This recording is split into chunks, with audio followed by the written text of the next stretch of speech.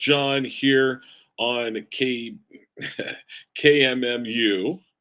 And I'm just noticing out of the corner of my eye, we have a bookshelf that's up now. So I'm just going to, there we go, turn that just a little bit.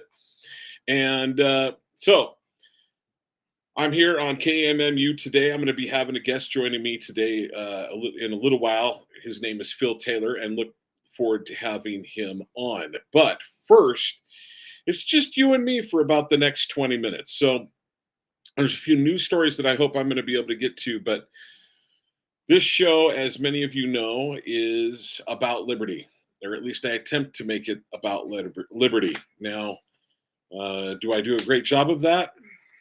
Probably not, but it is the goal. So, real quickly, this is, once again, Main Street Media, Utah, and I am your host, John, of Talk with John, Tuesdays from 4 to 6. Typically, you can join me right here on Talk with John. Also, I will be giving out the call-in line. Well, actually, I'll just give it out now. It's 385-899-2134. That's 385-899-2134. And look forward to hearing from you. So, later in the show, that is. So let me get off to a proper start by giving out my show prayer and the show mantra. Now, this is, I admit it, I'm a hypocrite, but this is what I attempt to do when it comes to the show. I hope my show is a gift back to my forefathers, the founding fathers, and may it be acceptable token to our Father above. Then the show mantra: where there is liberty, there is the Spirit of Christ. Where the Spirit of Christ is, there will be liberty. And the greater the Spirit of Christ, the greater liberty will be. Now, that's taken from Article 7 and also a number of places throughout Scripture. One of those happens to be, and one of these days, I'm actually going to get me some reader glasses that I might use on air. But Second Chronicles chapter 3 verse 17 is one of the places that it's taken throughout from Scripture for all of my good friends. All right, let's get to it. I want to. So something that's been in my mind with the political scenarios that we're facing, with the turmoil that we're facing, with the summer of rage that we had a few years ago. I think we're going to be either having a summer of rage, or if Donald Trump gets into office, fall of rage that will happen, or maybe a winter of rage.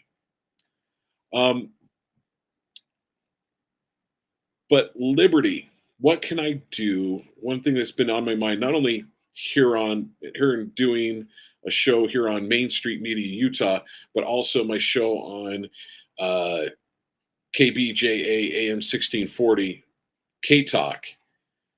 What can I do to promote liberty? Has been a constant thought of mine lately.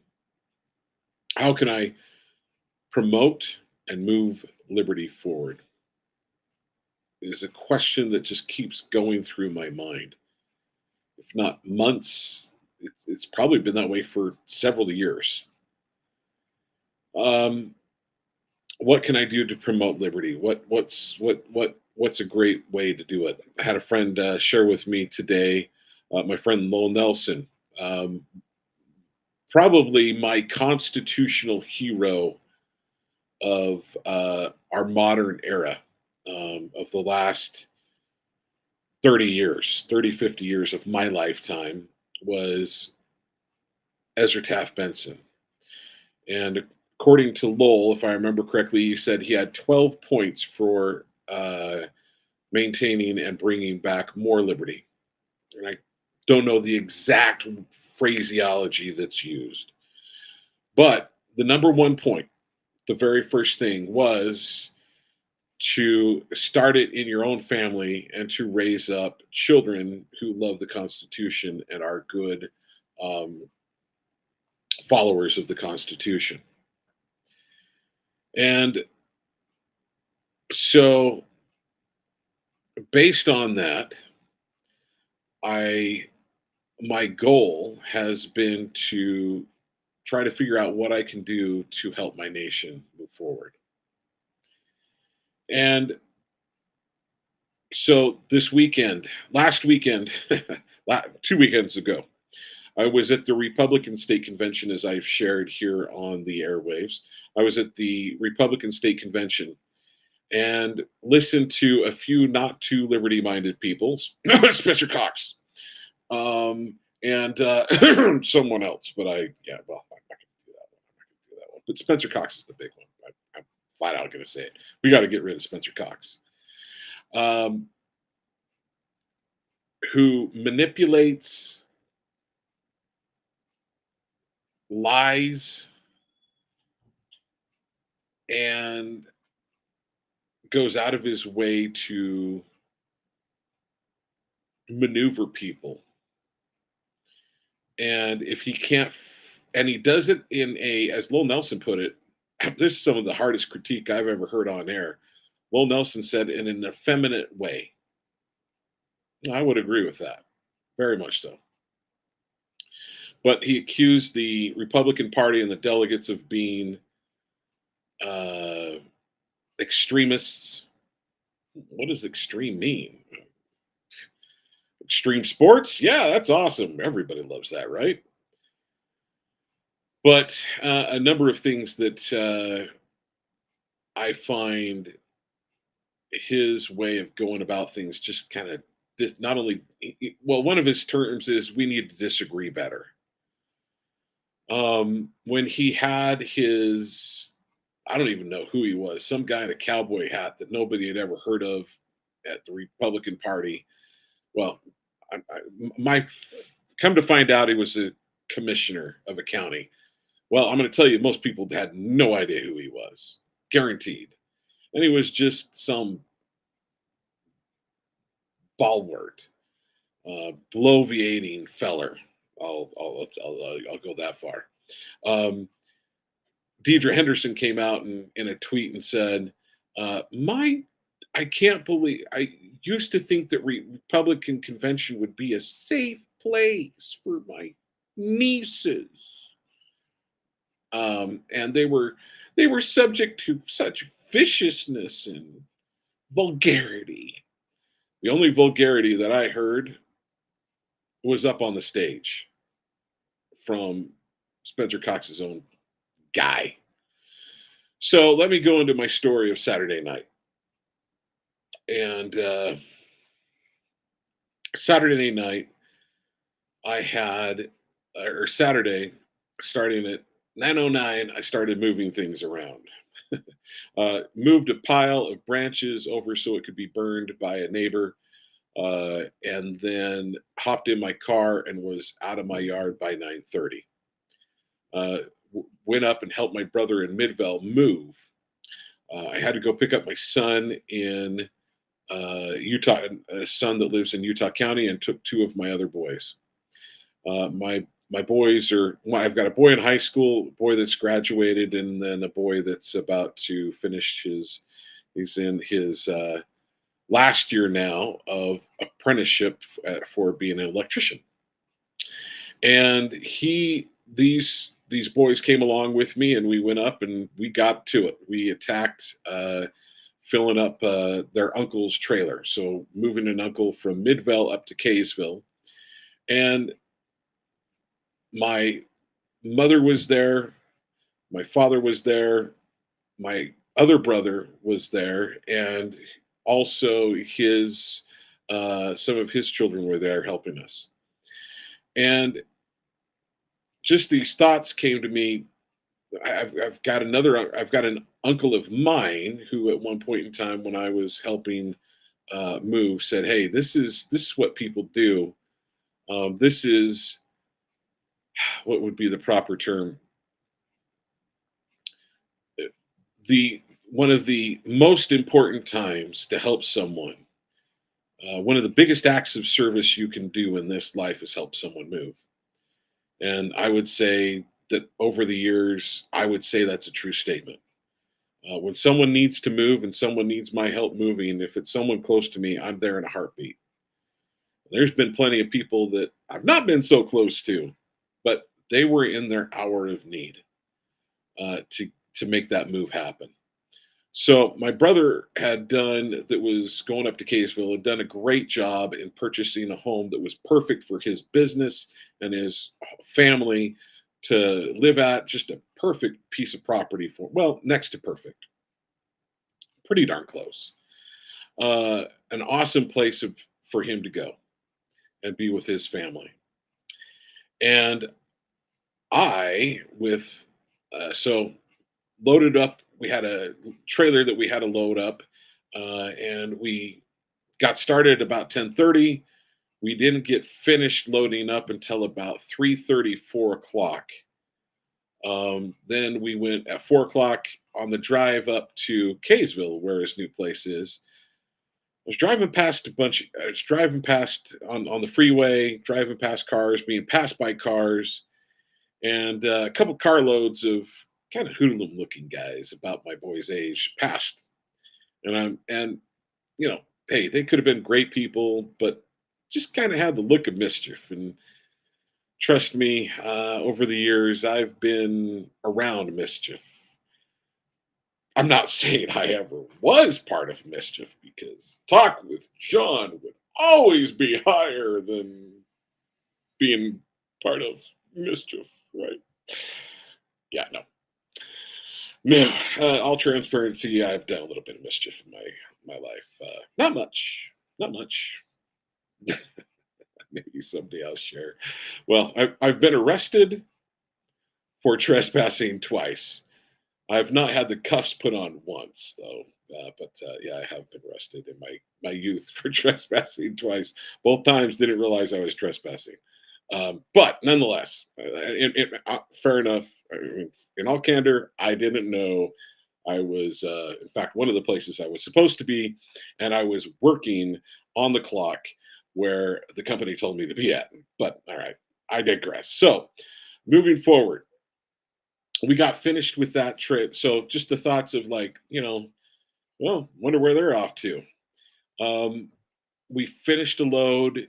We finished unloading the trailer, headed back, got the second load, and had the trailer loaded at about 9:30. Then headed back up to Kaysville. So from Midville back up to Kaysville. We got up there slightly before 10. And once again, as we're passing cars, I'm seeing a couple cars full of mischief, and I'm going, there are guys that look like, they could be involved and on their way to a little bit of mischief. And I don't know, maybe it's so, maybe it wasn't, maybe they were going to an ice cream social at their church house. Probably not. But nonetheless, they were on their way wherever they were going.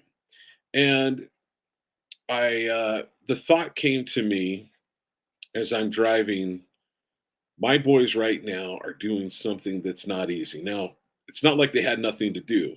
All of them actually had plans. My 15-year-old son was going to get together with some friends and watch some movies.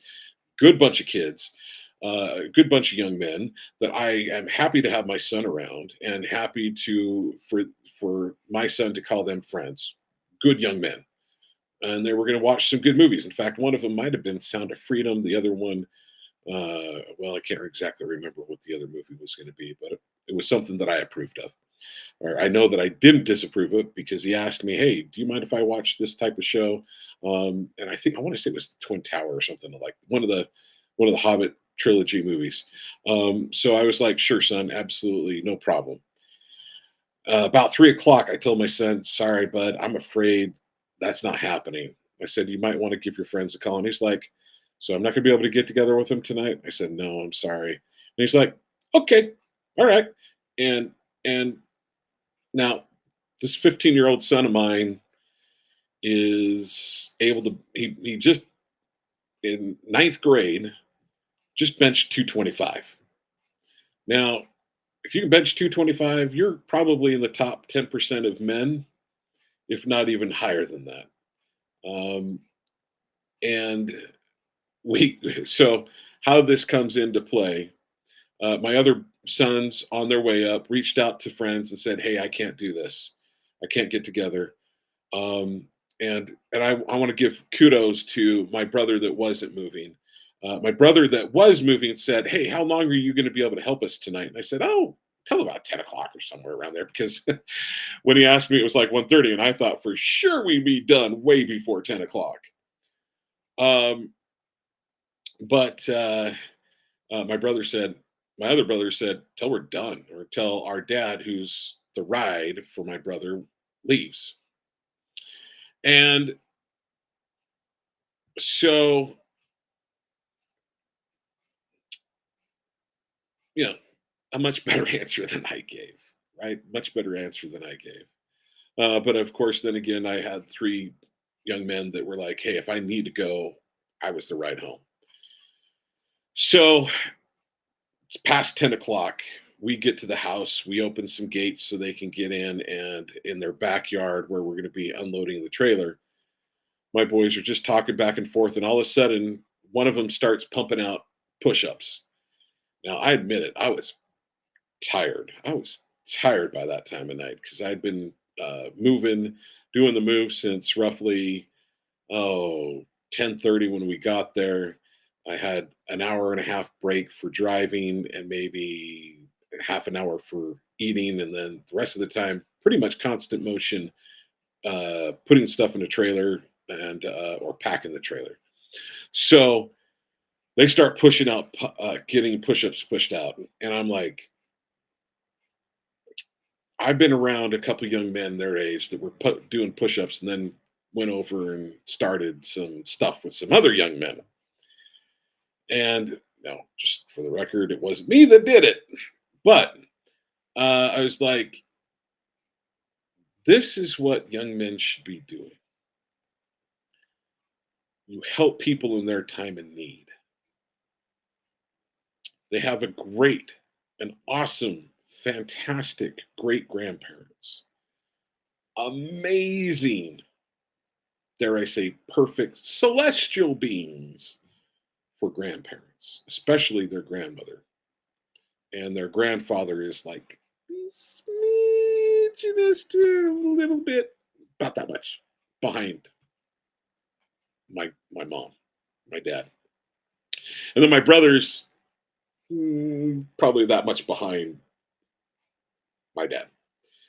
And then we can't make the screen big enough, the distance between me and my brothers. But great men, great men, all of them great men. The kind of people that have lived their life such to be the kind of men that boys at that time will say, "Hey, I'm giving up my entire Saturday to go help." And how does that help Liberty, John? Because you're helping someone at their time of need. We weren't there for a party. We weren't there for an ice cream social. We weren't doing something along those lines. However, they did get us some really nice pizza, and want to say thank you for that. And if they would have given us a deal on the pizza, I'd even name the name of the company here on the radio show. But they didn't, so I'm not. But so the the vehicle shows up, we get it unloaded, and then the very last thing that we do, we have a little bit of, they had a little ice cream, so the boys had a little bit of ice cream, and he so it was about 11:15, 11:30. I said, "Hey, it's time for us to bail. We need to get going from moving after being there for all day." And I said, "Hey, Dad, would you mind saying a prayer for us?" We read one scripture because I tried to read scriptures with the family. It was just one, it was really small because we needed to get going. We needed a bell. And as I'm driving home, I'm going, how many people are in a vehicle that are my young men's age, my son's ages, roughly 23 or 24, 20, and 15? How many of them are driving home? Some of them from a bar, a lot of them from doing things they shouldn't be doing. I just had this impression come to me. And my boys were exactly where they needed to be to serve their family, to promote liberty. How are you promoting liberty? By continuing having good family values, having good family relationships. My brothers know that we will do everything we can to go to the mat for them. we talked about freedom principles all throughout the day. And so it's important that when things are tough, especially while things are good, that we're there for one another. As Ezra Taft Benson said, the most important thing we can do for liberty is within our own families. And my father did the heavy lifting. I don't have to do much lifting because of what my parents have set an example and what my brothers set an example for my sons. So, with that in mind, folks, not only read the Constitution, fight for it, watch shows like this, listen to K Talk Radio, listen to Main Street Media, listen to people like I'm going to be sharing just in a moment. I'm going to be bringing them on live momentarily, our guest. And I hope our guest will forgive me because I'm going almost 3 minutes late past when I was supposed to bring him on. To finish this thought, it was well after midnight. We were driving after midnight for most of the drive home. And my boys were exactly where they needed to be at the moment they were there. I'm very fortunate that that's where they've chosen to be. Do what it takes to promote liberty. And that's to be there for your family, for your friends, and for freedom. Be there at the Republican convention at midnight on a Saturday, trying to do your best. Be the places where you should be, because then the biggest thing happens. You can ask for and get God's grace in helping us maintain liberty. All right, with that in mind, hopefully my guest will forgive me for my long-winded speech. Phil Taylor, how you doing today, sir? Good. How are you doing? Doing really well. You're coming through loud and clear. Fantastic. So, Phil, let me do a quick introduction. I've known you for several years now. I want to say it's been Yep. I've known you since I've known you since the last Republican nominating convention is when around that time frame is when I first met you. So I've known you That's since right. we've known each other for 2 years. We have That's right. a besides you being an awesome liberty individual, loving individual, we have another common friend who is a great liberty individual himself. So, but let's get you on for your project that you're here to talk about today, and that's we're going to be talking and mentioning about the Homestead Liberation League, and you're coming on to specifically talk about the Corporate Transparency Act and what it is. And frankly, I Right. didn't even know about it until you brought it to my attention. I take that back. I'd heard a little bit about it, but you've studied it. It is well worth bringing to the table. Well worth bringing to our audience. So, Phil, I want to say thank you for joining me.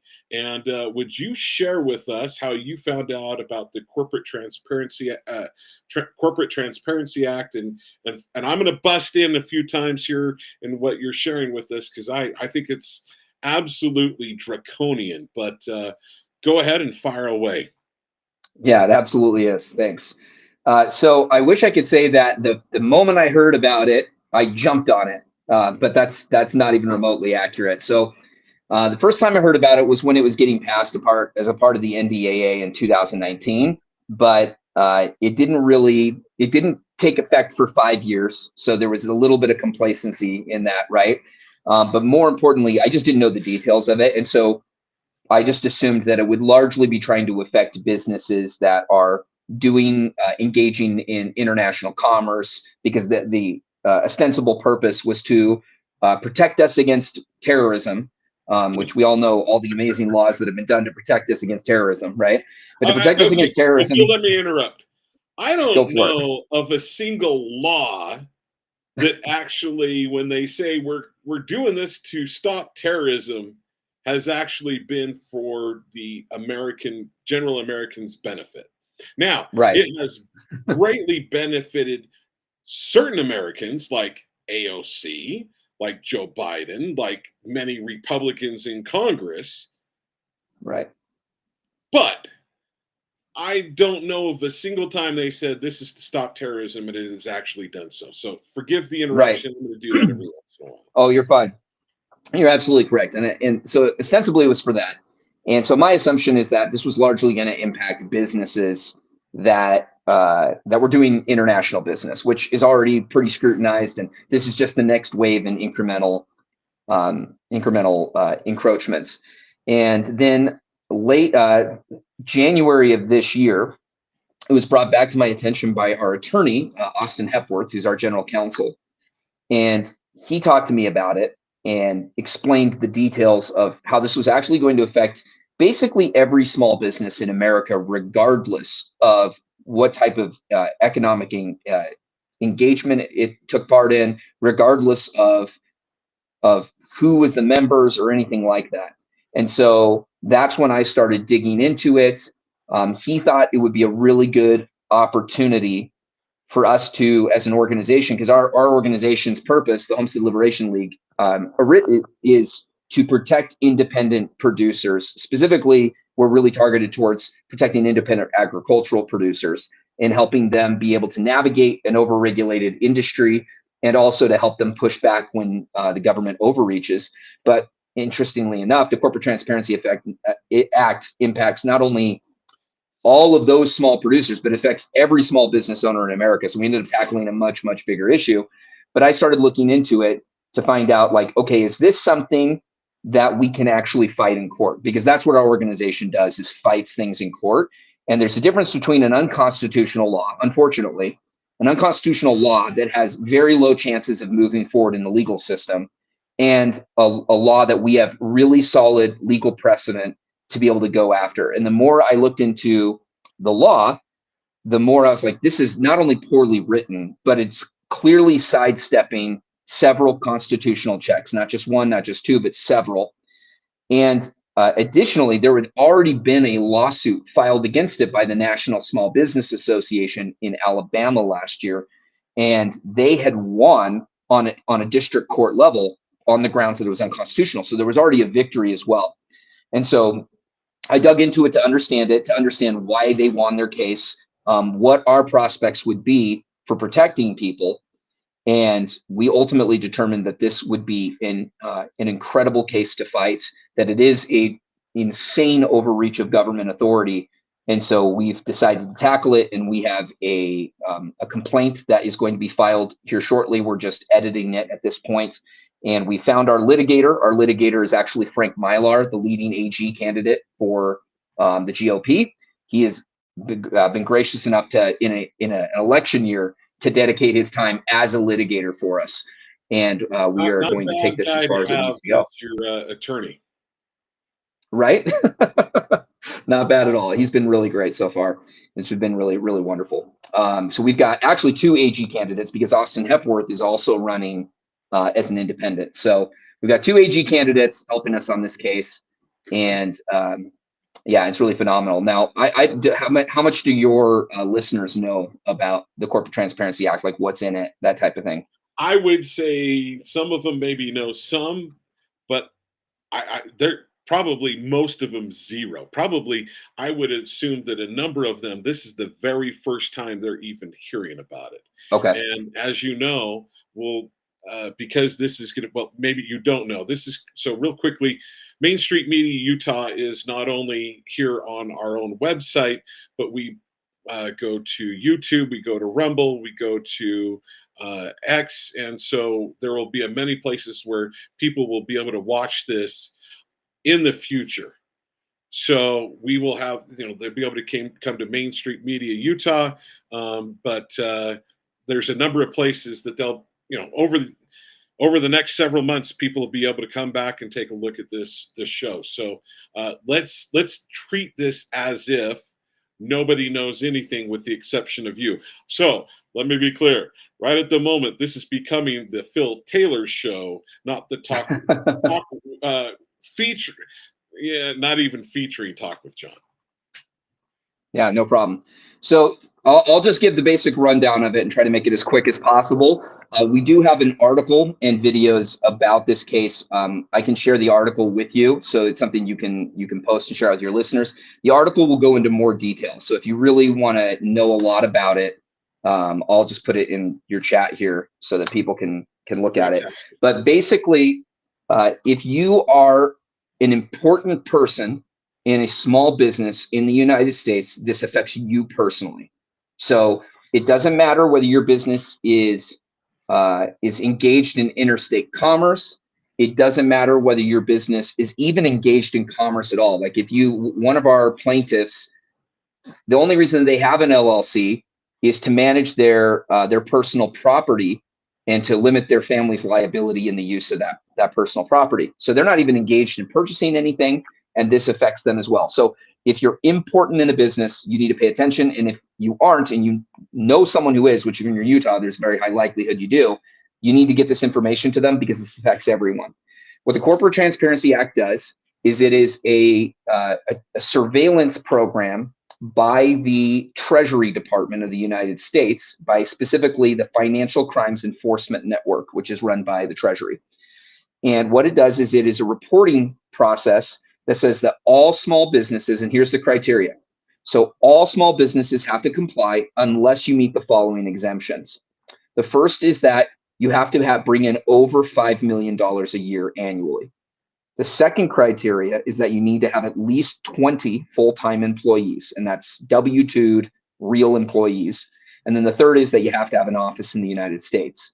Now, there has been some misunderstanding even by attorneys in this, so I'll clarify it. This is not an or statement. It's an and, meaning that you have to have $5 million annually, and you also have to have 20 full-time employees, and you need to have an office in the United States. So even if you're bringing in $5 million annually, if you have 17 employees, this still affects you. Even if you have 20 employees and you only bring in $3 million annually, this still affects you. So it affects what NSBA estimated 32 million businesses. I want to bring out this point, folks. This affects everybody below the standard you just gave. That's right. So businesses above the standard, it doesn't affect them. No, they're exempt from it. Which is funny because usually organizations involved in money laundering are handling larger sums than that. So you just shared with me that your understanding of this bill originally was to get the businesses that are doing business overseas. If you're doing business overseas, typically there's a lot of business, that's where you start getting into the plus 20. Man, it almost seems like they did the criteria to include almost everybody.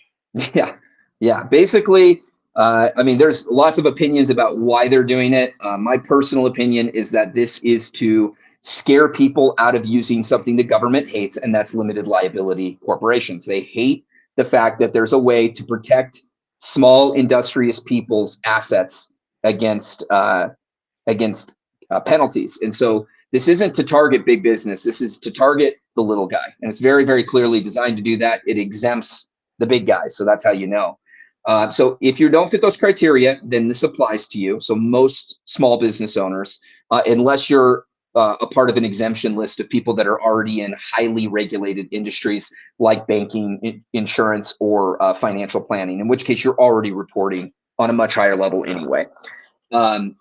So that's who it applies to. And what it is it is a reporting tool. So your business is required to report the following information by the end of this year if it's an existing business that was carried over from 2023. If it's a new business this year, you have to report within 90 days of entity formation with the state. Okay.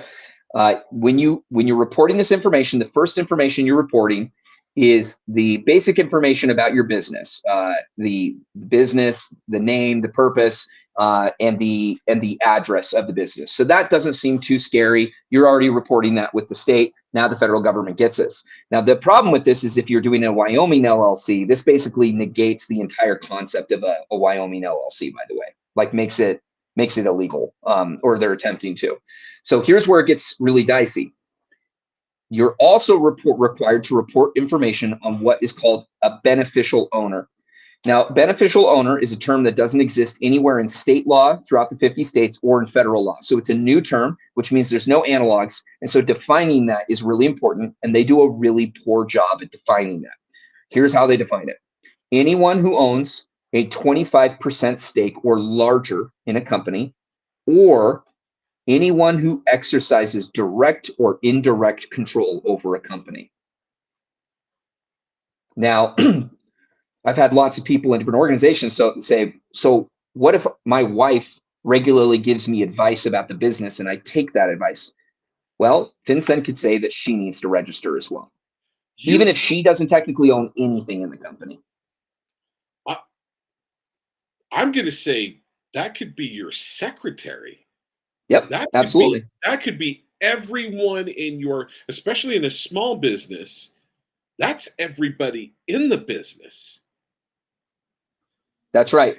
I'll give you an example. I'm a part of a co-op, and we have a finance committee, and their job is to actually act as a check on the board. They check our finances, and they actually give us financial recommendations.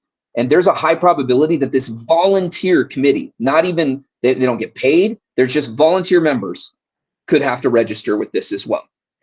It's crazy. So that's what they call a beneficial owner, okay? Now here's the information they want to report about that beneficial owner. Your name, your date of birth, your physical address, like your residential address, not your business address. And then you have to provide a unique government identifying number, the source of that number, and then a photocopy of that document. So some accepted examples would be your social security card, your passport, and a birth certificate are good examples. So that's scary enough. Now you're having to physically provide this information, but you're not giving it, your company is. So your company is now becoming responsible to provide this information about you, all right?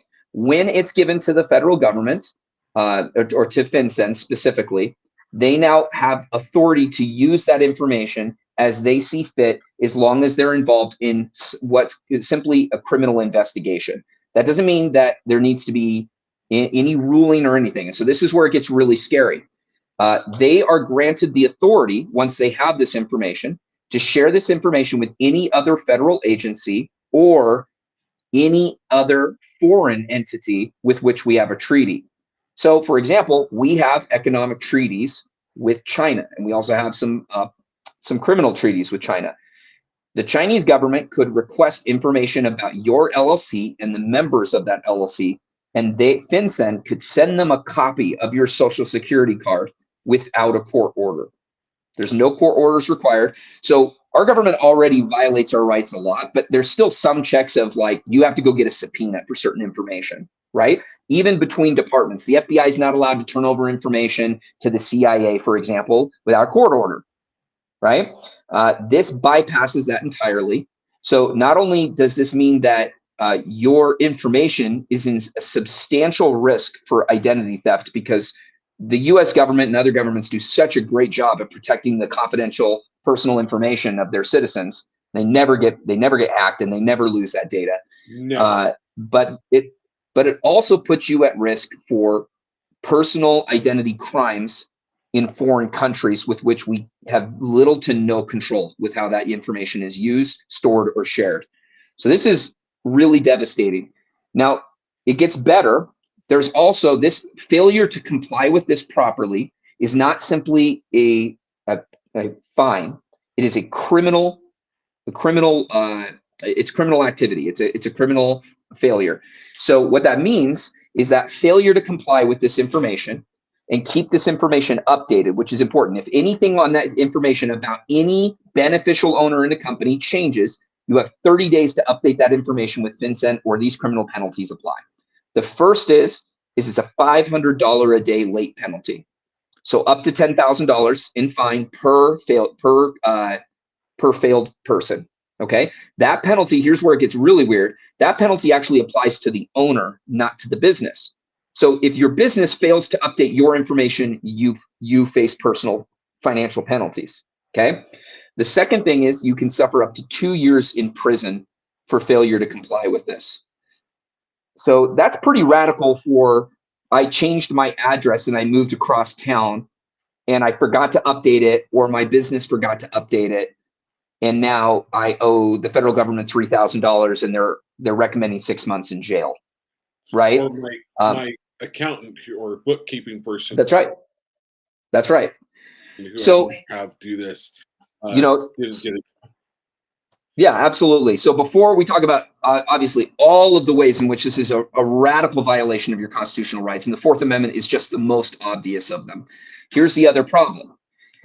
Because the terms in this act are unique and they are poorly defined, the NSBA estimated that in order for businesses to just protect themselves and protect their owners against misinterpretations, that it's going to cost the average business owner $8,000 in their first year alone to make sure that they're complying properly with the act. You need that legal protection to say, well, this is what our attorney said to do. So I've got some buffer against criminal penalties for screwing that up. Because what if you fail to notice that your secretary actually is a beneficial owner because she's really influential in the company? You take her advice and someone reports that. Well, your failure to do that could mean criminal penalties. Wow. Right? So, and she's a $50,000 a year secretary, and now she's facing a $10,000 fine. You know, that's the kind of thing that can happen. And on top of that, so this could be, you know, I'm assuming there's some sort of reporting system, right? Some sort of tattletale reporting. The reporting system's not even properly built. That's a whole nother thing for the AG to deal with. Okay, but nonetheless, it's like if someone reports you and says, "Well, the secretary has a ton of influence," well, maybe she doesn't, right? Right. But still, someone else can say she does, and then you've got a whole ball of wax that you got to fight. Yeah, the indirect control statement is inherently subjective, which means that really what it's going to boil down to is FinCEN's own discretion. We've given them the power to share the information, gather the information, and determine who's in violation of the information and the requirements, right? So it's pretty crazy. The article will go over in a lot of details, but this affects everyone, even if it's not commercial, even if it's not interstate, even if it's not international. And that means that think about it this way. If you're a small business, and I know a lot of small business owners, our organization deals with a lot of them, $8,000 in legal fees is not something they can just like push over into an expense. That is like would crush me. I'm a small business owner. $8,000 would crush me. That's right. And that to me is the intent, is that the amount of regulatory hurdles. By the way, this is really close to home for our organization, because this is what they do to farmers and ranchers all the time, is create all these regulatory hurdles that are impossible for the little guy to keep up with. It's driving consolidation. And this is the way I look at this, is that they want to consolidate assets and resources into fewer hands in this country. And this is a way of scaring people out of it, right? So this is just like on the high level, I'll give you the list of violations that this is, because this is amazing. Okay. It's a violation of Section 1 of Title 1, I'm going to mix it up. Section 1, Title 1, Section 8. There we go. I inverted them, of the Constitution, which says that the federal government's prohibited to managing interstate commerce and international commerce and commerce with the tribes. Because this affects businesses whether or not they've ever exited a state line or have any intention to ever do so. It's obviously a violation of your Fourth Amendment rights. It's a violation of your Fifth Amendment rights, because you're not allowed to be deprived of your liberty or property without due process. And this is that your personal information is your property. And the government being able to share that without due process is a violation of that Fifth Amendment right. It is a violation of your Eighth Amendment, because it protects you against excessive fines and cruel and unusual punishment. Being charged $10,000 and 2 years in prison for failure to update your address is a cruel and unusual punishment. It's that simple, right? And then it also, your Ninth and 10th Amendments protect you against powers being overreached by the federal government, right? In the Constitution to the states. This completely circumvents that. Up until this point, despite all of our federal overreaches, we still do have some constitutional structure in this country. And one of those that's remained strong is that the state, not the federal government, it has the authority to regulate and create entities. Meaning that if you're going to start a business, you do it with the state, you don't do it with the federal government. This forces you to do that business with the federal government, and it's completely circumventing that authority of the state. So, there's also in the Ninth Amendment, you're protected against having your, from the regulations or laws to be construed as a way to just deny you your rights, right? And that's what this is being doing. Is saying, hey, in order to perform our commerce obligations, in order to protect us, you don't have any privacy rights anymore, and that's a clear violation of the Ninth Amendment. So you can go to the article, and I've really detailed that all out, but that's basically the act in a nutshell, and what it does to the beneficial owner of a small business. So you may not be able to answer this, but who was behind? I'm curious. Who was behind this? Who wanted this? Who thought this was a good idea? Well, the NDAA was passed in 2019, and it was an amalgam of national security funding. And so I'm sure that there was a group of agencies that wanted to do this. I couldn't say, because it was a part of a larger act. I don't think it would be very easy to daisy chain who really drove, like who's really behind this. By the time it gets put in there, somebody else is doing something for somebody else, right? So I don't want to speak out of term and claim it. I will say this, regardless of its actual intentions, the message to small business owners is we don't want you anymore in this country. We don't want small business owners, and we don't. And if you want to be in small business, then we're going to regulate the heck out of you. So there's two. So that's one, but the other one is, hey, we're coming for you when it comes to the, we're going to send the Treasury and the IRS after you. That's right. That's the other thing is, not only we're coming for you and your small business, we want to make sure that you no longer exist.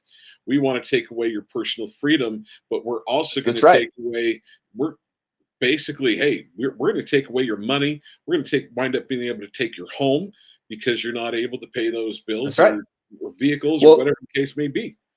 You're bringing up something really important, and that is what we are already seeing as the effects of this act. Because, by the way, this act took effect January 1st, 2024, which means that if you have an entity that existed into January 1st, you can't go cancel that LLC and get out of this. You still have to report this year. There is no way out if you've already done this. What we're already seeing in the industry, aside from the panic of people finding out this is going on, is we are seeing people who are not forming entities and saying, I'm going to do something under a sole proprietorship. But the problem with doing that is now all of your assets are fair game in your business endeavors, which may be the actual intention here, is to put everybody directly liable in business to allow for that seizure of assets. So basically, long story short here, here at the league, we looked into it. We analyzed the case that was won. We analyzed the ruling, and we looked at all of this overall, spoke with our attorneys, and we determined that we have not only the moral obligation to file this lawsuit, but really high prospects to be very successful. It's a poorly written law. Like, if you read it, it's from a legal standpoint, it's very poorly written. It's a gross multi-violator of constitutional authorities. And on top of all of that, it is a highly disruptive to the economy in the United States. And so we believe, go ahead. I'm going to be a little bit of a smart aleck here. So go for it. Spencer Cox told me how wonderful of a job he has done in filing 542. Actually, I think it was less than 100 bills, right? Right. At the Republican convention, I've filed all these bills to save your Constitution and fighting the feds. Where were you on this one, Spencer Cox? Because this one is one, as a governor of a state or an AG, I'm surprised they haven't gone after this, because I'd be like, whoa, back off. This is not your place to be. Sorry. Yeah. There's a whole other conversation about the burden this actually indirectly places on state infrastructure, since the state is the registering entity, which is also in the article, by the way.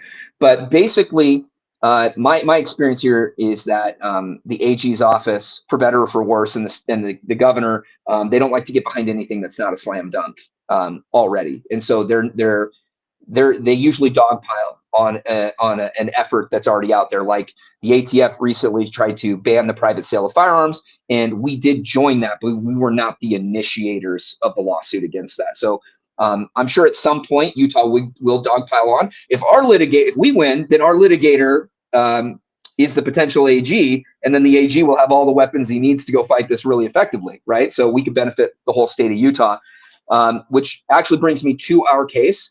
So when we evaluate a case, our focus is not whether it's right or wrong, which is really important, but our focus is how can we, strategically, how will this impact the landscape? Like, is there a way for us to fight for rights and in victory and in defeat move the agenda forward? Because sometimes you can lose and it actually blows back in your face and things get worse, right?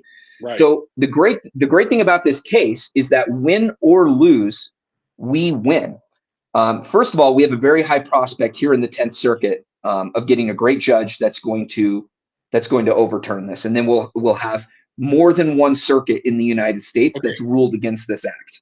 So real quickly, 10th Circuit Court, federal court, not state. That's court, right. Federal court. And forgive me, That's correct. I must admit, Phil, here's the problem.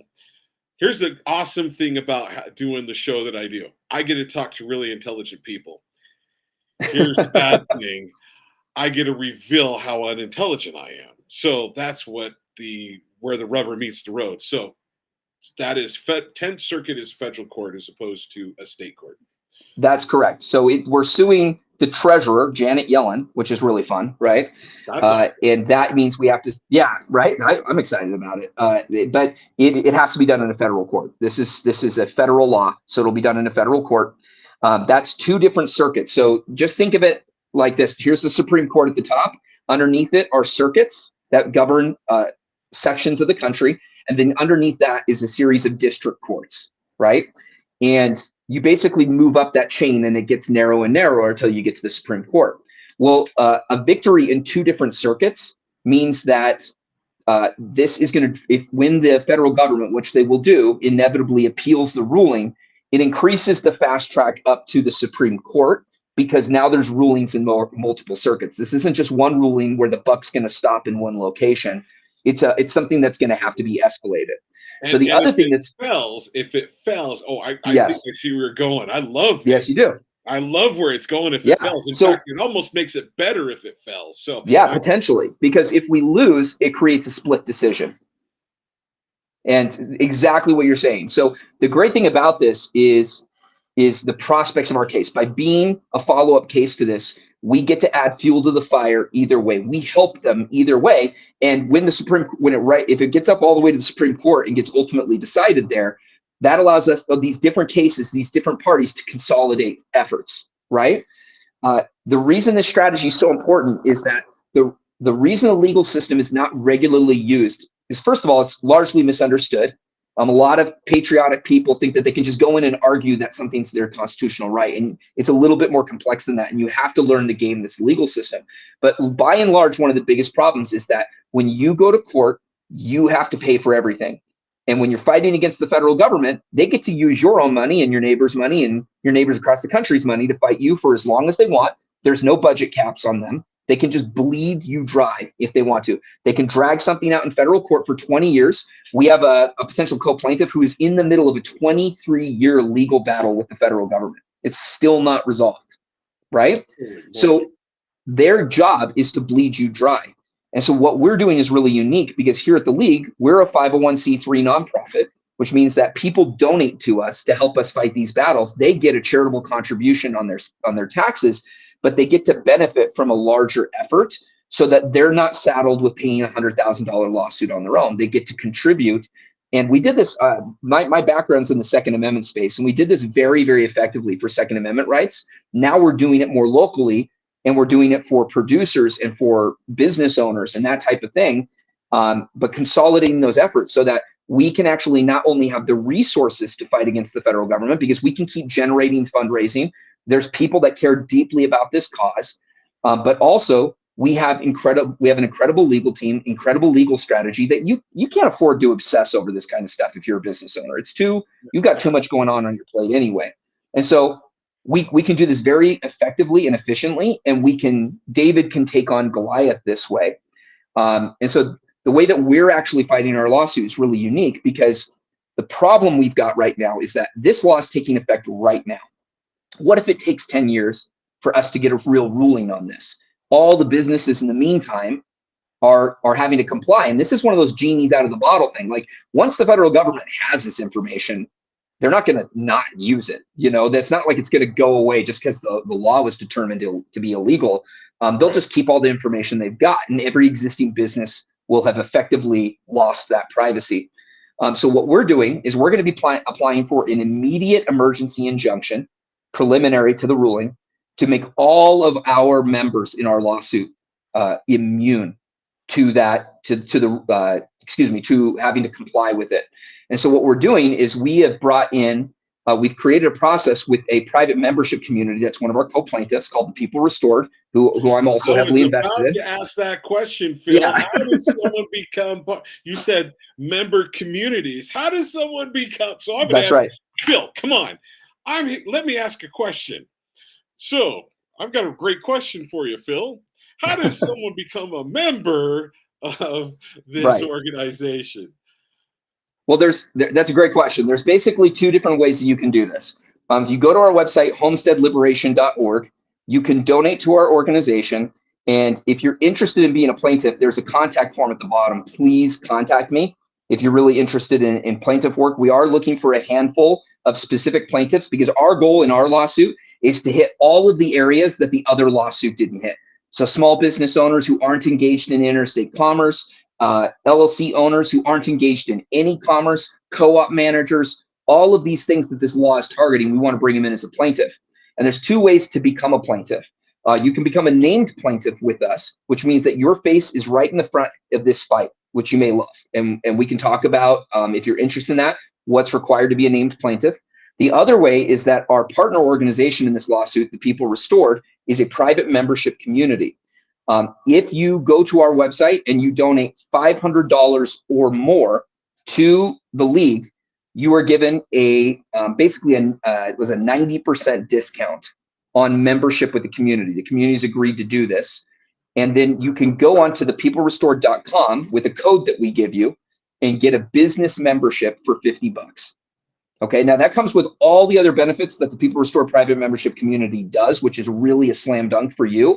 But for the purposes of our conversation, that makes you a member of an organization that is a plaintiff in our case, which means that any injunctions, anything that happens as a benefit, you are the direct beneficiary of, and you're not directly named in the case. So if you're a little bit gun shy about having your name on a federal lawsuit, that's a really easy way to get protected and not be if you're not an activist like I am, right, where you don't want that negative attention on you. It's a great way to get your business protected preliminary to any ruling. And this is really important because recently the Supreme Court ruled in a case called Labrador versus Poe that it is improper for lower courts to issue preliminary injunctions to the general public, meaning that's a two-edged sword, meaning that if we get an injunction from a district court, they can't injunct the entire law. They can't stop the law from applying to the public. They can only affect members of the case. So it's absolutely critical if somebody wants to protect their business that we get them into this case so that the injunctions we obtain apply to them. And that's the first move we're going to make, is get this stopped in its tracks for the people in the case. And then ultimately, if we win, which I think we can fast track this and win in the district court this year, that's what our goal is. If we win, then the victory may apply to the entire public eventually. But we want to get people protected in the meantime. And unfortunately, we've just more and more in this country gotten to a point where you can't passively sit by and not put skin in the game. If you want your freedoms protected, you're going to have to do something. And we've tried to create a very easy path for you to be able to be protected as a business owner and make it very cost effective. And the way that I juxtapose that for people is you can spend $8,000 this year talking to an attorney, or you can donate $500 to us, join our case, and have a chance of getting out of this.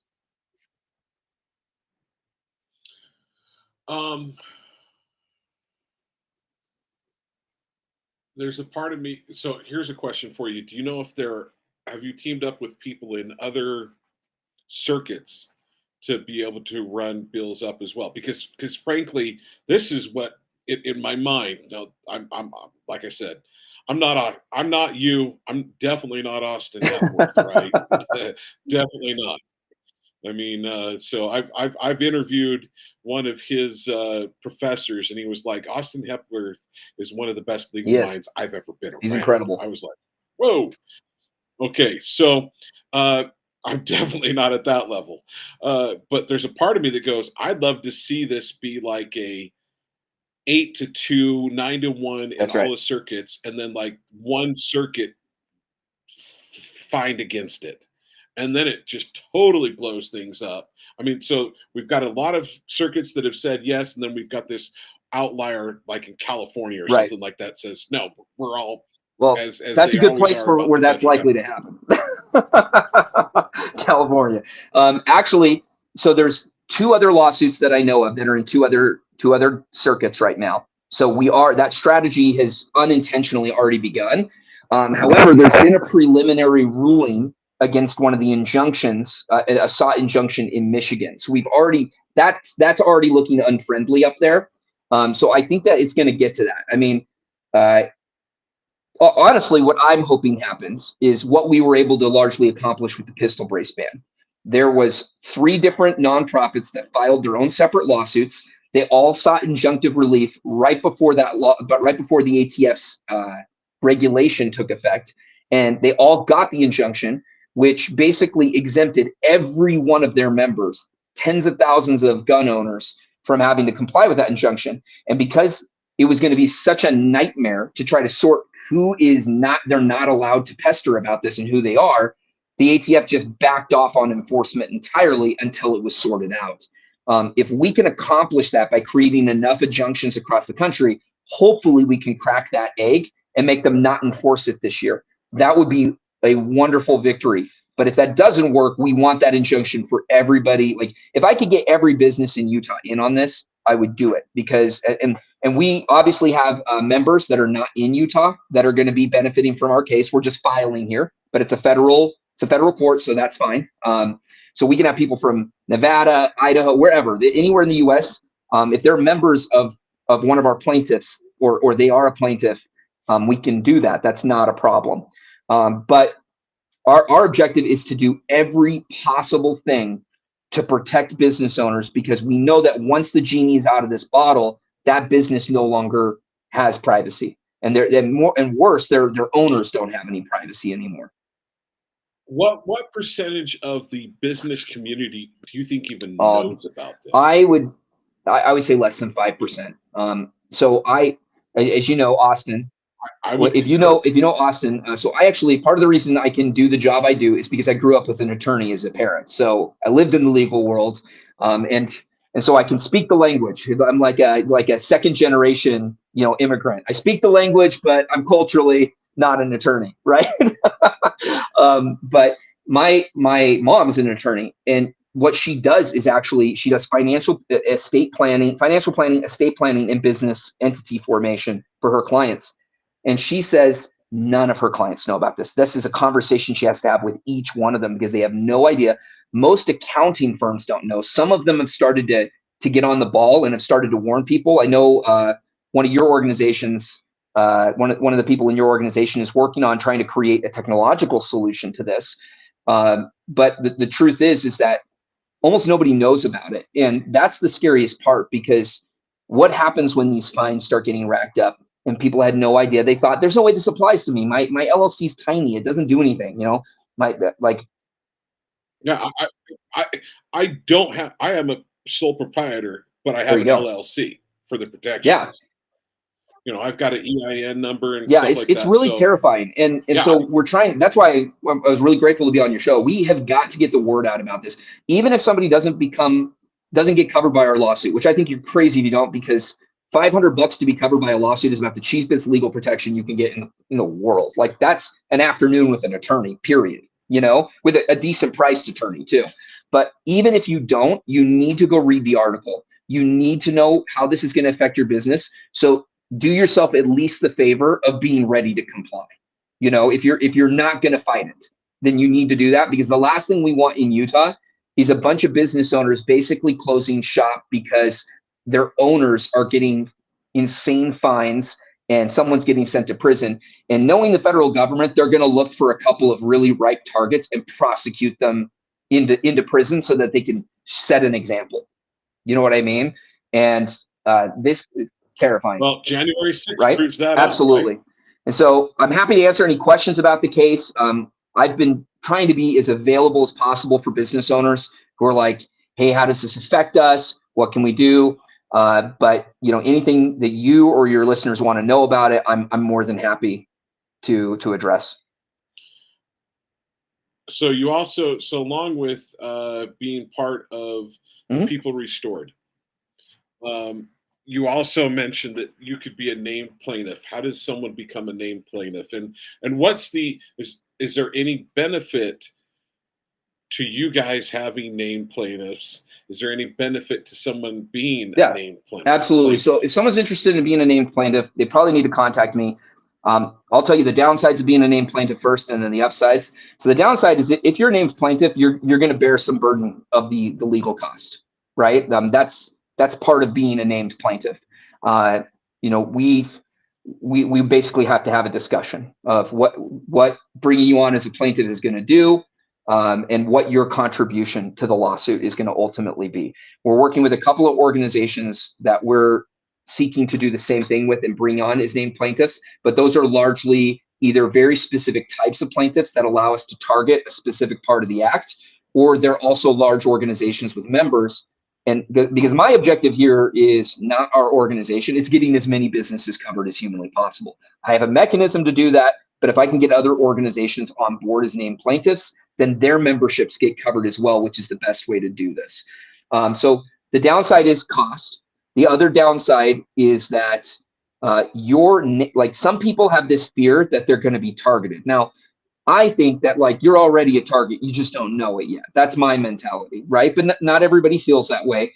And putting your name on the lawsuit directly definitely could bring some negative press attention to you.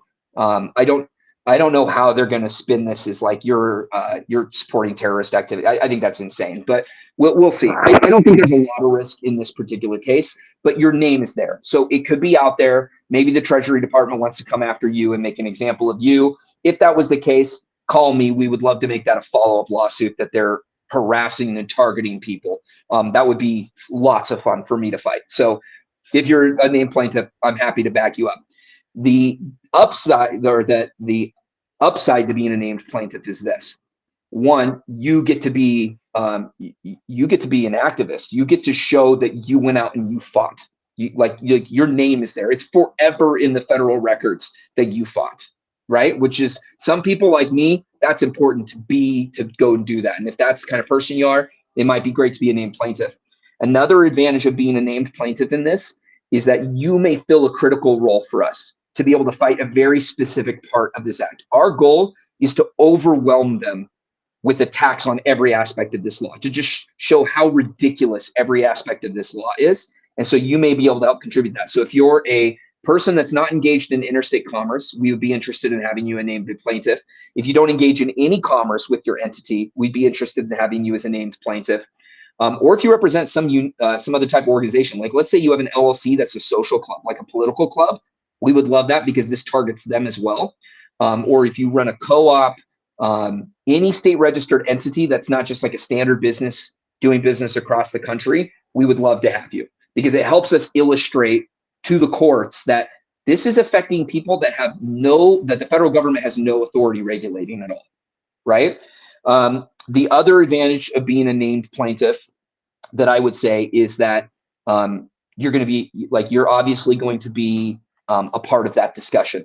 You're going to be you would be involved in the discussion as we move forward. Our organization is taking the lead, and we're ensuring that this is funded. That's probably something else I should say is we're seeking to raise $100,000. I don't care if it's a $20 contribution or a $10,000 contribution. We need it because we are a nonprofit. We live off of donations, but we have already fronted the money necessary to start fighting this case. We just need to have enough money that we can go as far as they try to take this. And we also want to have enough money that if we lose, unfortunately, I mean, that's still a victory, but even if we lose, we want to immediately be able to file for an appeal. We don't even want to wait. We want to be able to go, boom, appeal. So we are seeking to raise 100,000 for this. We are already over 35% of the way there. So we're already on track to do really well, but it's all small contributions.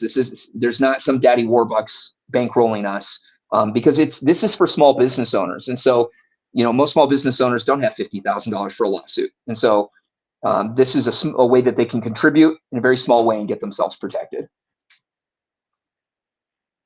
Okay, so the People Restored is one of the groups that people can go and That's right. become part of, these small businesses. How do they?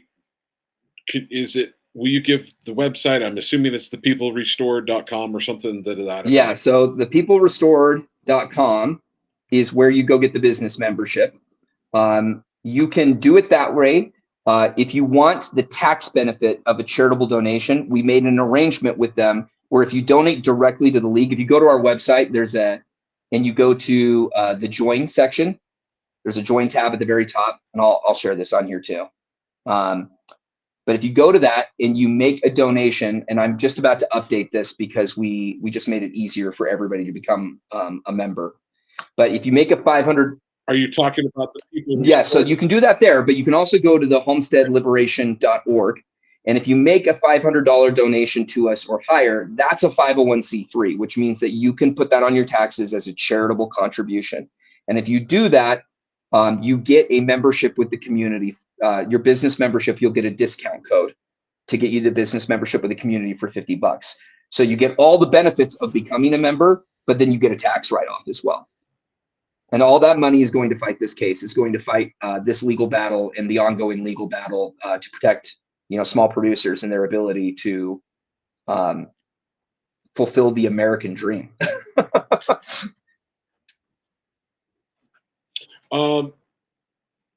What? Okay, so you said this case has already been won That's right. somewhere else in a That's different right. district. Have they already applied to try to take this? Has this been fought by the federal government yet? Yeah, that's the first case. It's already been ruled on the district level. That was in November.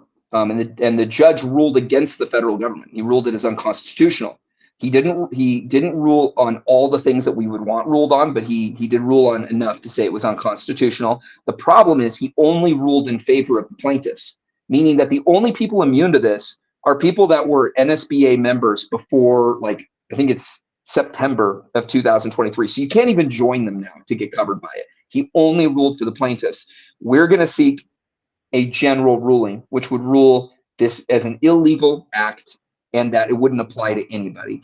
The reason, in case anybody's wondering, the reason lower court judges sometimes don't do that is if they think that their ruling is going to be highly disruptive to an existing a machine in motion, the government already in motion, and they think it's going to get appealed anyway and get raised above their heads.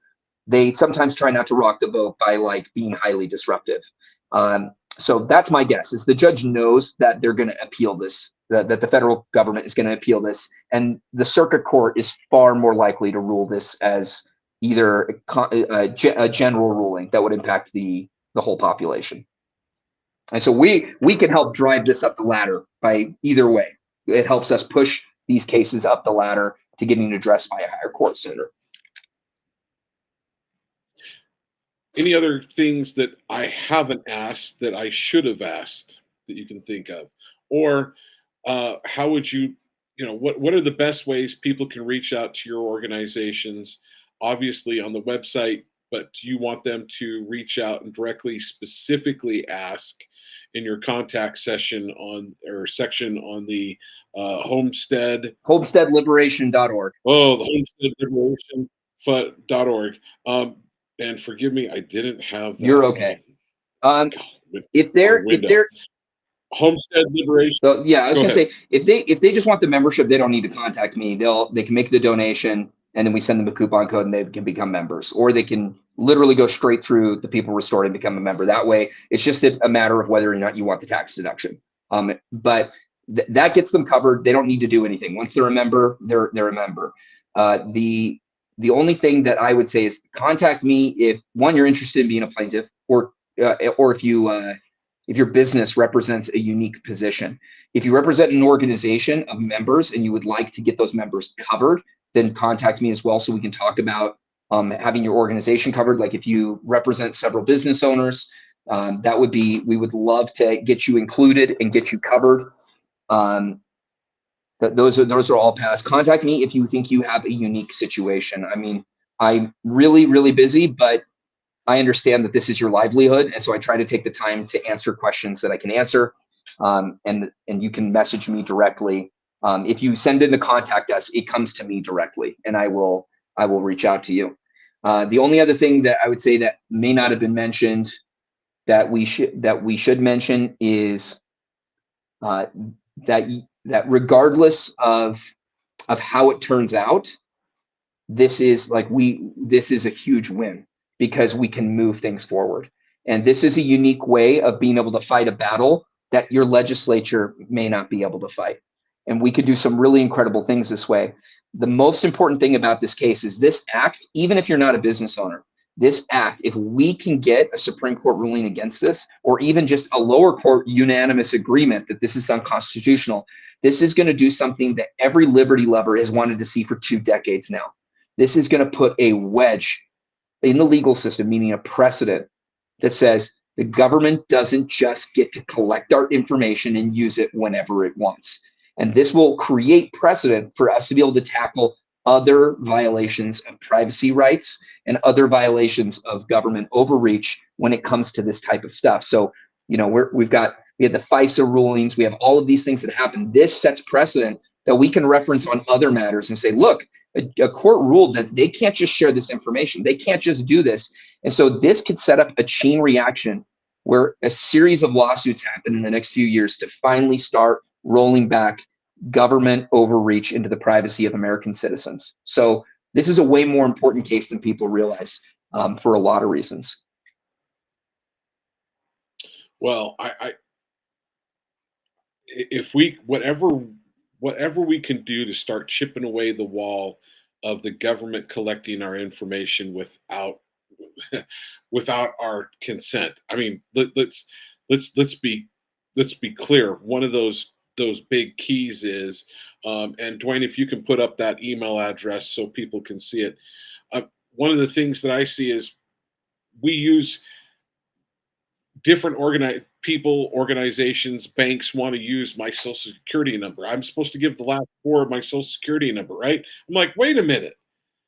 It used to say right on my social security card, this information is not to Right. be, used by anybody but the federal government. And so, your kids want to go to school, you have to give them the social security number, whatever the case may be. Okay, let me give out that address again, and Dwayne, if you can please put that up on the screen, the contact. It's contact@homesteadliberation.org. That's contact@homesteadliberation.org. It will go right to Phil, and Phil will be able to share. And yes, I know that it says on the screen Philip Taylor. It doesn't Please matter. forgive me, I don't care. folks. I know Phil. All right. But that goes right to the contact page. You can say, "Hey, I want to be part of this this great movement that they are trying to start." And folks, listen, I know personally, have known for quite some time the people that are involved with this. I know them to be good men. They desire to fight the good fight. Austin, Phil. Phil's partner, I happen to know as well, men that are desiring to go out and fight for your liberty. Frankly, this is one of the things that I love about Phil and Austin Hepworth and your partner, Phil, is that you guys literally are looking for things to do, areas where you can attack the federal government, and what better way to do it than get our personal information Yeah, absolutely. We appreciate it.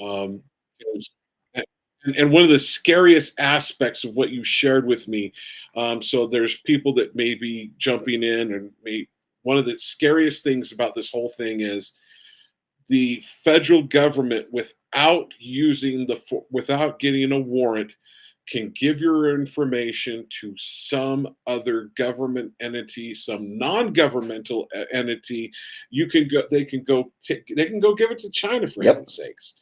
That is one of the scariest things about this whole part of the bill is they can share it with whomever they want, and you have no control over it. And the problem is, we've got to get this fought, because if we don't, and the government gets, it's just another That's brick in the right. wall. Well, let's start. Everyone wants to start taking one of those bricks out of the wall. Well, let's take a sledgehammer. Forget the sledgehammer. Let's take a wrecking ball or a bulldozer and just knock this sucker down. Phil, I'm going to say thanks for Thank you your so time. much. I appreciate you joining me. And there's some other work that you're doing that I'm going to plant a little seed. We would love to get more freedom in this state as well, and Phil is working on making that happen with some other people. And I hope that within the next week or two that we can announce, because we've got to get that another initiative that you're working on, Phil, moving Yeah. forward. Well, my So co-founder. God bless you. Okay, sorry. I was gonna say my What's that? co-founder. His name's Bobby Go ahead. Clayson. He doesn't need anonymity. He's already out everywhere. He should Okay, have all right. that. He's working night and day to have that launched and ready. So hopefully sooner than the next 2 weeks. Okay. Well, tentatively, we have scheduled for Bobby to be joining me Awesome. next week to talk about what he's looking to do. So I'm hoping to bring him on, because we need to take down the kind of people that would do That's these right. type of things and get these type of apps up. And the entity that we want to take down definitely wants to be a power player and make sure that your freedom is For sure. won. All right. So, Phil, thanks for being here. God bless Thanks, you. John. Take care, sir. All right. Um, all right. So that gives us a little free time to get to some other stories, and then we may be getting out just a little bit early today. We'll see what happens. Um, yeah, danger. So, unfortunately, sometimes I might interrupt a guest, but Dwayne, who is our uh, producer slash call screener slash, the most important thing is he handles all the tech. Um, Dwayne is giving me a comment. Wow, danger is close. Yeah, danger close. Yeah, it is. And that's the great thing that we have about Main Street Media Utah, an outlet like this, is I can bring to the general public, well, and why we need you, the listener, to share these stories and share these articles and share these links to say, hey, you got to listen to this. So, roughly 22 minutes in, Phil Taylor came in after John's rant, or they can go to Rumble, X, YouTube, and our website, which is Main Street Media Utah, KMMU.org. Folks, we need to go there. We need you to share about Main Street Media Utah, because the bottom line is we've got stories like this we're bringing to you. I've got stories like last week that I brought to you about the satanic ritual abuse. We've got stories, we've got interviews with governors, candidates for governor, candidates for Senate, candidates for Congress, that we've done right here on these airwaves, not just my show, but other shows. So the bottom line is Main Street Media Utah is being about Main Street in Utah. We're about the issues that matter to you. We want to get your freedom. We want to get your liberty, and we want to take care of you. I know that that's what we're all about here at Main Street Media Utah. Now, you're not going to necessarily agree with everything I say all the time, but I'm going to guess the majority of the people that listen to Main Street Media Utah and the great different shows that we have. One of the great shows that we have is Adam Bartholomew, who had talked about the furries. We have Darlene England. We have and yeah, so central bank digital currency with Delane England on Thursday at noon. So I mean, we've just got a lot of different shows that we're going to be doing you're going to be able to come here. You're going to be able to interact with us. And then on top of that, I didn't give out the phone number again, forgot to do that. But and let me put it this way. Before this show wraps up, if someone wants to call in and chat, we can talk about whatever's on your mind. But the phone number is 385-899-2134. That's 385-899-2134. And I probably will be getting Phil to come on and talk about that again here in the future, because I think this is a fight that's worth having and a fight that's worth doing. So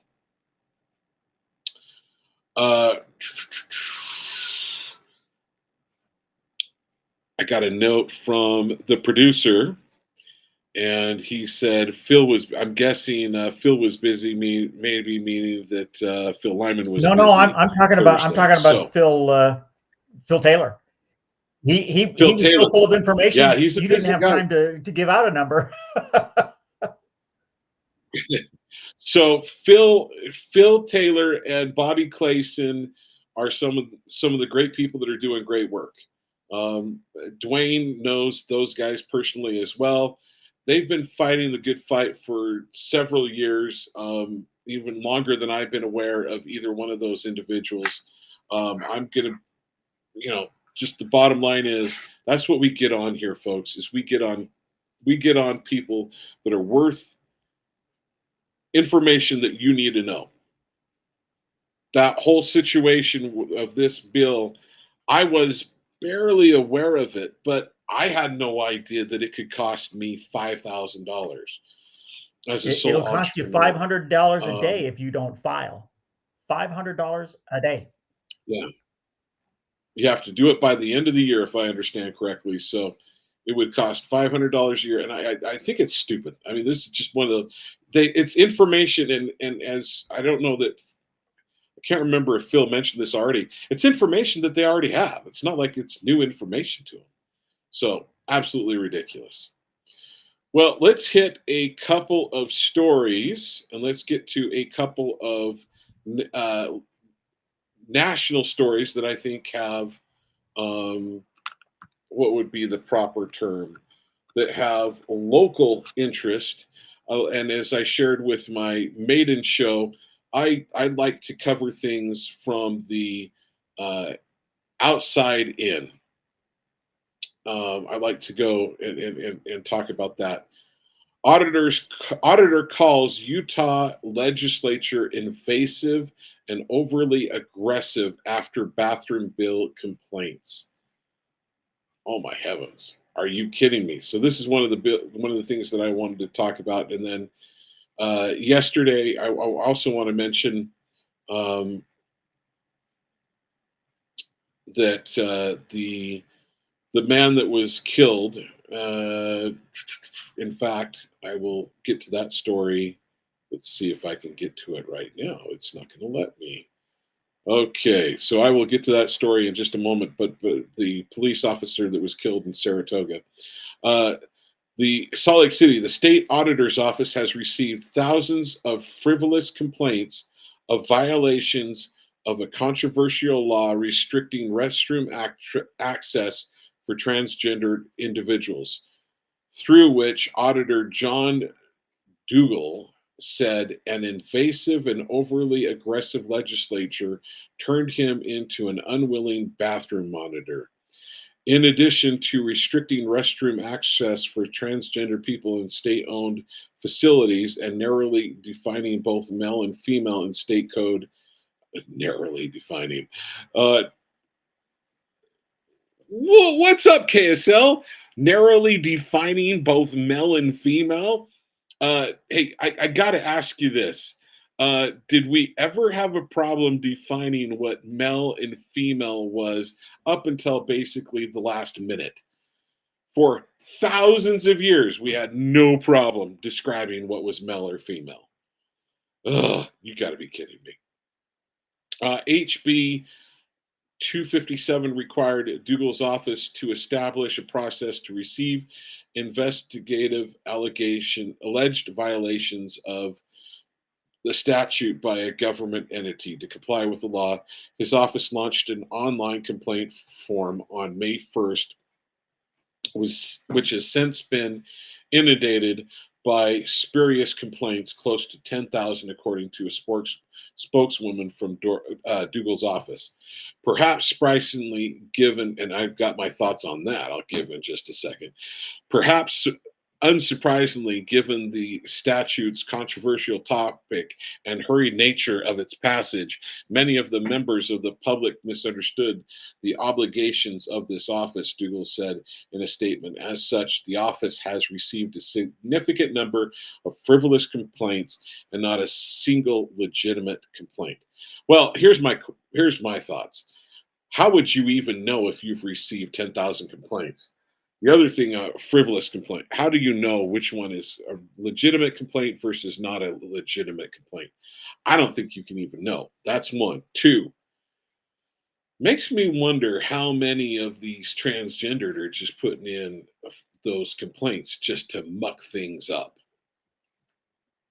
Dougal, a Republican who is currently running for the state's 2nd District House seat, issued the statement to correct what he saw as misperceptions of the law, and said his official only investigates violations of the law by government entities. So the bottom line is, I think there's some people, probably there's a few people that are saying, hey, we want this, in a private setting.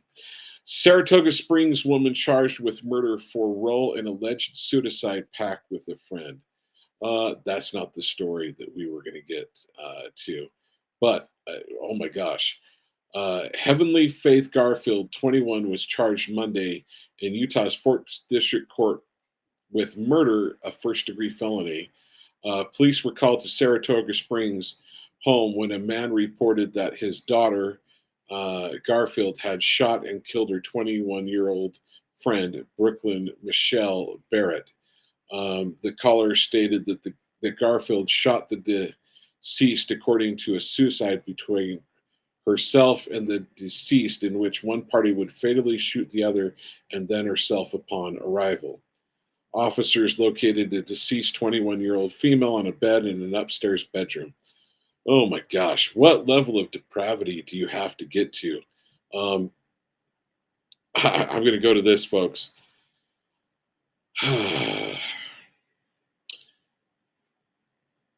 Someone's let Satan into their heart way too much. Headline here: Santaquin students show up to school wearing blue in support of law enforcement.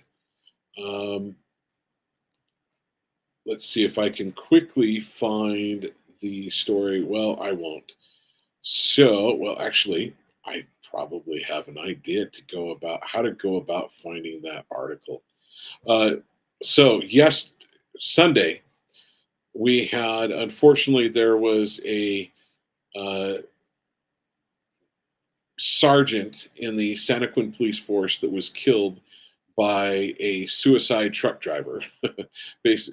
Truck driver that was driving to kill someone, then wound up jumping in and out. Jumped and stole other vehicles. So bottom line is, good for those youth showing up in blue. This is unfortunate for Salem Police Chief Brad James. Was, Salem Police, Payson Police, those guys all worked together, and it just was a hard day. I know that a number of people they closed down, even went as far as closing down church in those areas in Santaquin, Mona, and Nephi, to make sure people weren't able, that the truck driver wasn't able to go and steal people's vehicles, which they wound up finding him. He stole a vehicle and wound up, I believe, and was caught infernal. All right, let's get to a couple of national stories now. And election integrity. Georgia Election Board investigator Joseph Rosie details how Georgia 2020 hand count audit and machine counting audit found to be in violation of law. In violation of state law in 2020. The state election board admitted to this in a recent letter to investigator Joseph Rosie. The Georgian Election Board says in their letter to Rosie, the matter is in the violation found category. Here is, and you can go to the Gateway Pundit to look this article up and actually see the actual letter. But Emerald Robinson at the Absolute Truth on Frank's speech reported late in early April that the long-awaited report from an investigation into the errors found in both the hand count and machine count from 2020 presidential election in Fullerton County is officially on the agenda for a May 7th state election board meeting. The investigation found violations of both the hand audit and the machine count, according to citizens. So the bottom line is they're finding these problems all over the place. Anybody that tells you that there was no election fraud, well, then why are they finding these types of this stuff, this type of evidence all over? Okay, I do want to get to the Stormy Daniels case against Donald Trump. Stormy Daniels on Tuesday took the stand in an Alvin Bragg lawfare hush money trial against President Trump.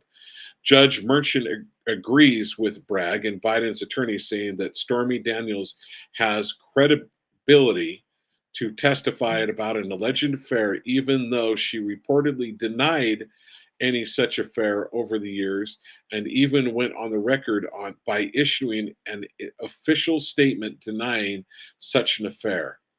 Now, the official statement, I believe, was even notarized. So let me read this, and this was put out by Stormy Daniels. Let's see if I can get this to pull up on my computer. That's it's being pushed to its limits, folks. Let's see if we can pull it up real quick. It's struggling to get there. What can I say?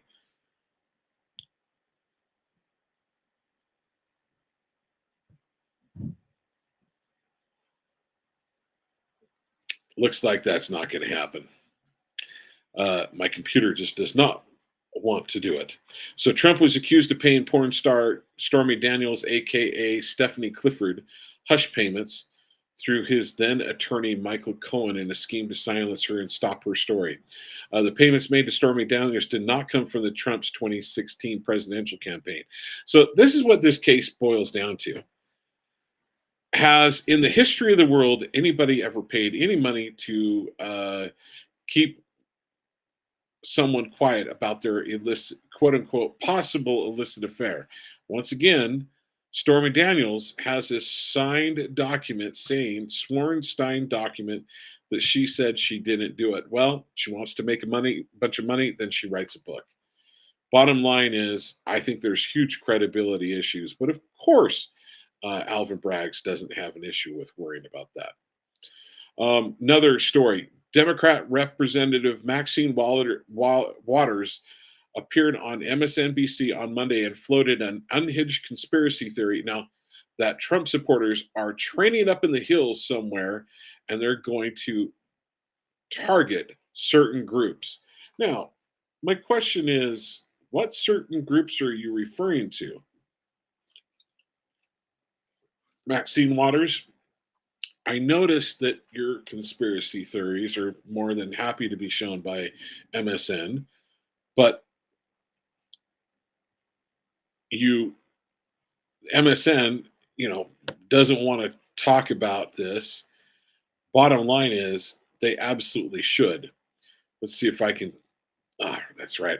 Unfortunately, here's the problem that I have. I cannot share stories or get things to play on my computer and have them play over. So we won't do that. But Good Morning America, or Good Morning. So, Congresswoman, this is reporter to Maxine Walters. I want to relay this real quickly. Uh, what evidence do you have that Trump supporters are hanging out in the hills getting ready to attack democracy? What you said on NBC. And she's like, what did you say? You said on MSNBC the other day that Trump supporters were hanging out in the hills getting ready to attack on democracy. What evidence do you have of that? Someone called me who said he was a part of it and was mad at me because I'm found out about it. And she was, so the reporter asked Maxine Waters to present any evidence, and she goes, he threatened to kill me, and we recorded it. This was a reporter asking right there at the Capitol. So, bottom line is, something tells me, yeah, I'm there. You know what? I hate to tell you this. There's some truth to it, because there are plenty of people that go up in the hills to shoot firearms. So yeah, we're not worried about Trump supporters are not worried about taking over anything that has to do with Maxine Walters. So, another case that went after Trump. Fani Willis refuses to answer public record lawsuit related to her communications with Jack Smith. Judicial Watch files motion for default judgment. Fulton County District Attorney refused to answer a public records lawsuit seeking records for her communications with Jack Smith.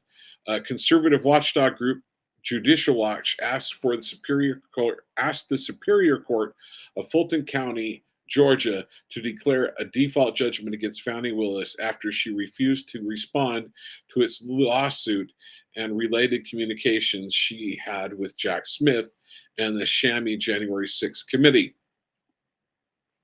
Last year, Judiciary Chairman Jim Jordan launched an investigation into whether Fulton County District Attorney Fani Willis coordinated with federal officials during her years-long probe into Trump and his associates. Chairman Jordan, in his letter to Fani Willis, requested all documents and communications between or among Fulton County District Attorney's Office and DOJ and its components include, but not limited to, the Office of Special Counsel Jack Smith, referring or relating to your office investigation of President Trump or any other 18 individuals against whom charges were brought in the indictment. So, bottom line is, Fani Willis is not complying. She's not doing anything she can, and she's doing anything she can to run this out. I think she wants to run out the clock.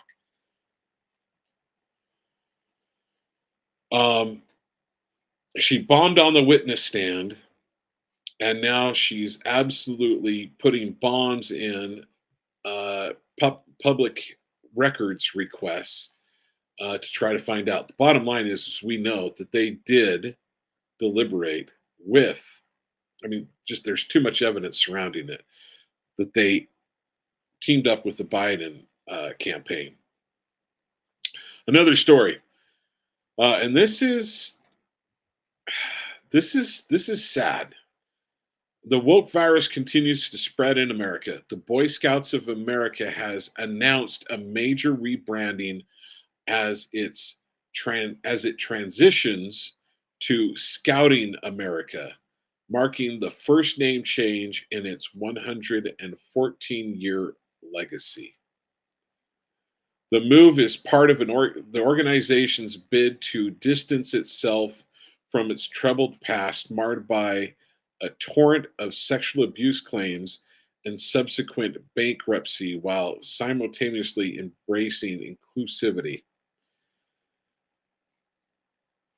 That's the problem with Boy Scouts of America. So Joel Skousen, who is the editor of World Affairs Brief, has spoken about this many times. The initial problem was they allowed gay men in the Boy Scouts to be gay men, allowing them to be the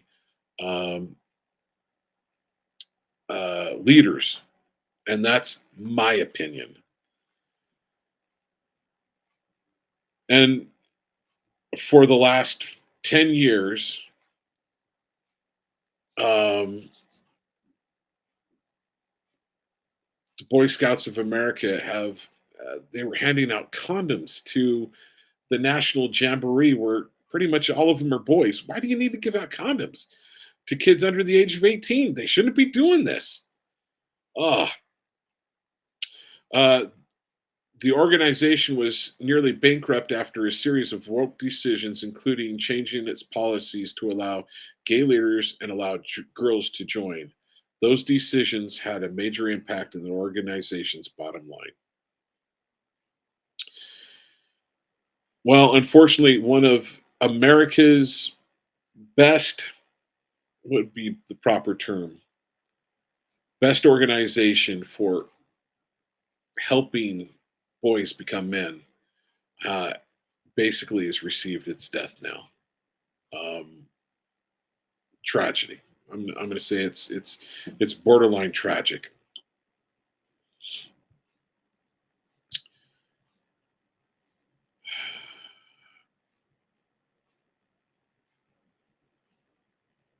So the another story. There's another story out about Stormy Daniels, and I'm not going to get into that because it got pretty salacious in the courtroom today. And the bottom line is, this is so one of the questions that I really, so here's something that Donald Trump is known for. Those that know Donald Trump, up until recently, he had a hard time even shaking people's hands. If you go back to watching, oh, what was the big TV show where he said, "You're fired"? I think it's The Boss. He never shook people's hands when they would leave. He didn't shake people's hands. You think that they would have shown that had he done it? He didn't. They didn't show it. Why? Because that man didn't shake people's hands. He's notorious for dating women for long periods of time before anything would happen between them. Uh, so I think there's just so much reason to disbelieve Stormy Daniels' opinion. He is known for being, he has been known for being a germaphobe, a major germaphobe. Judge, so last story of the show that we're going to get to. Judge Aline Cannon on Tuesday afternoon identified or indefinitely postponed Jack Smith's classified document trial against Trump. As previously reported here on this show, as well, rather on Talk with John, it could have been K Talk, but as well as reported in the Gateway Pundit, Judge Cannon on Monday night postponed a key deadline in the classified document case after special counsel Jack Smith admitted to tampering evidence. Actually, I mentioned this on my show earlier today.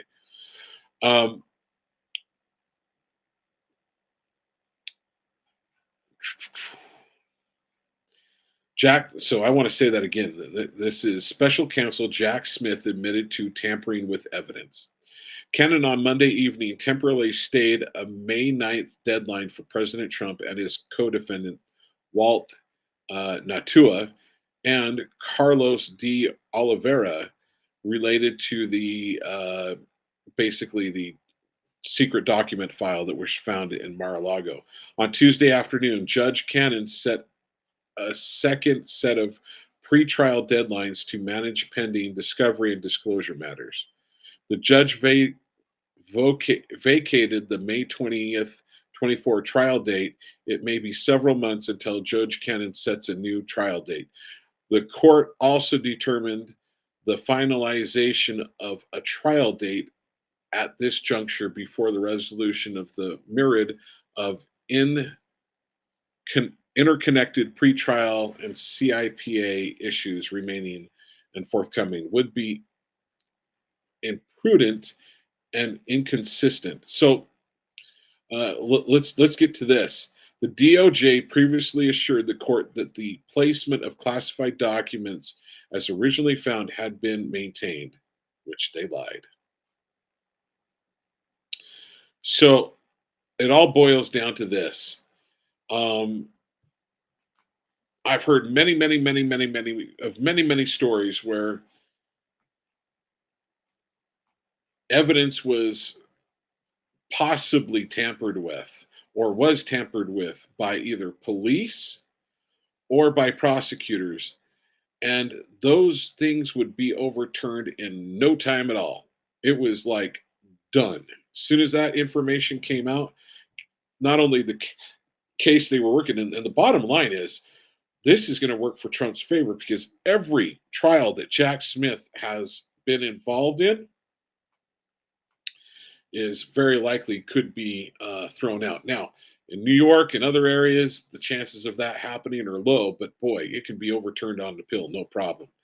And an honest judge would say, sorry, obviously you're going after Donald Trump a little too hard. You want him so bad that you're willing to tamper with evidence. What makes me think that you're not tampering with evidence now? Okay, so I want to bring the show to a close. So, folks, I'm just going to say, as I started the show with today, it was The Apprentice. Sorry, The Apprentice, not The Boss. It was The Apprentice. Thank you. And I was reading stories, and I didn't have the screen up. So,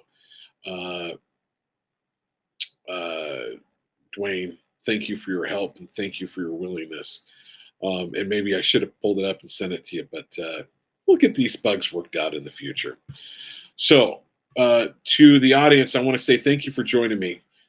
Please go to and look more into the People Restored. Please go and look into the organization that Phil was coming here to talk to us about, going after, that the federal government is going after businesses. So go to homesteaddeliberation.org. That's homesteadliberation.org. Go there, find out how you can fight the fight to overcome small businesses. And I look forward to speaking with you folks again next week. Thank you for your time. And I'm going to say God bless. Have a great week. And we'll see you next Tuesday.